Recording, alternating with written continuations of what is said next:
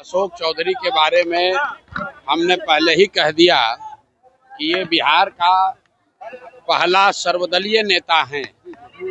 ये बिहार में हम लोग सुनते हैं कि नेता दल बदलता है, लेकिन अशोक चौधरी ने ये तय किया है कि एक ही बार में, एक ही समय में खुद एक दल में, बेटी दूसरे दल में, दामाद तीसरे दल में, तो ये सर्वदलीय नेता हैं। जनता किसी को वोट दे, इन्हीं के घर मलाई मारा जाना है। तो अशोक चौधरी सर्वदलीय नेता हैं जो 57-58 साल में फर्जीवाड़ा से प्रोफेसर बने हैं।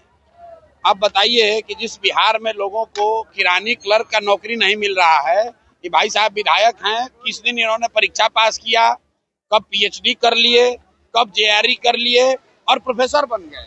अब ऐसे भ्रष्ट लोगों से बात करने का क्या मतलब है? जनता इनको पहचान चुकी है। जीवन में चुनाव तो लड़ेंगे नहीं, चुनाव लड़ते तो जनता जमानत भी जब्त कराएगी। लेकिन मंत्री बनकर आजकल सरकारी खर्चे पर बिहार सरकार, बिहार के गरीब जनता के पैसे पर हेलीकॉप्टर से चल रहे हैं। हेलीकॉप्टर से चलने का शौक चढ़ा है, जनता उतार कर ले आएगी रोड पर, तब पता चलेगा 3 महीने के बाद।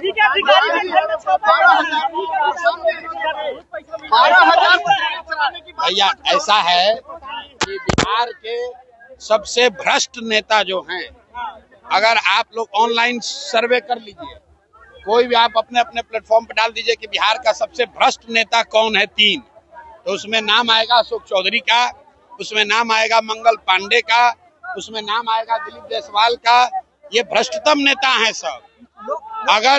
अगर किसी अधिकारी के यहाँ पैसा मिला तो सीधा कह देगा कि भाई हमारा नहीं है, तो वो तो मानेगा नहीं। लेकिन बिहार की जनता जानती है कि ये आदमी, ये तीनों चारों नेता इतने भ्रष्ट हैं। आप बताइए कि घर घर से जो वसूली हो रहा है, बिहार की जनता में जो भ्रष्टाचार का जो सामना करना पड़ रहा है, आखिर ये पैसा जा कहाँ रहा है?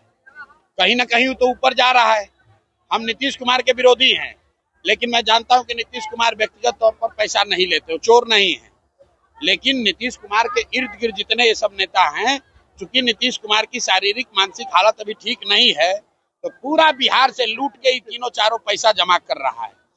जब हमने कहा है कि जब 3 महीना के बाद जन स्वराज का व्यवस्था बनेगा, तो ये 100 सबसे भ्रष्ट नेता और अफसर, छोटे लोग नहीं, बड़े नेता और बड़े अफसर, 100 सबसे बड़े नेता और अफसरों को चिन्हित किया गया है। इनको समयबद्ध कार्रवाई होगी। इनके और इनके आने वाली पीढ़ियों से बिहार से लूटे गए पैसे का हिसाब होगा, इनसे वसूली होगी। इनको दौड़ा दौड़ा कर मारा जाएगा। ये आप देखिए,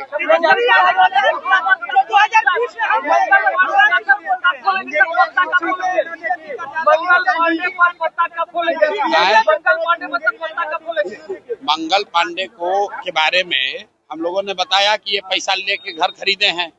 जब कोविड में आप और हम सब लोग परेशान थे, तो बिहार के स्वास्थ्य मंत्री दिल्ली में फ्लैट खरीद रहे थे। आप फ्लैट कहाँ से खरीद रहे थे? दिलीप जायसवाल से पैसा लेकर। तो 25 लाख रुपया तो उन्होंने स्वीकार कर लिया कि हमने लिया है। बाकी का 61 लाख का अभी जवाब नहीं दिए हैं।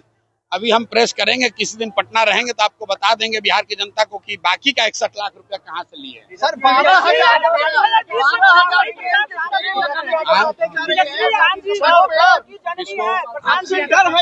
अच्छा देखिए, सुनिए, रुकिए। ये कह रहे हैं कि तेजस्वी यादव कह रहे हैं कि मुंगेरी लाल के सपने मत देखिए। तो इस बिहार में खाली तेजस्वी यादव और लालू यादव के लड़कों को सपना देखने का अधिकार नहीं है, बिहार के सारे युवाओं को सपना देखने का अधिकार है।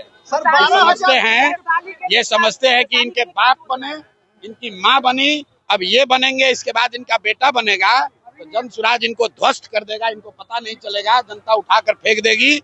अभी 20 बरस से बाहर है ना सत्ता से, अभी दिखेगा।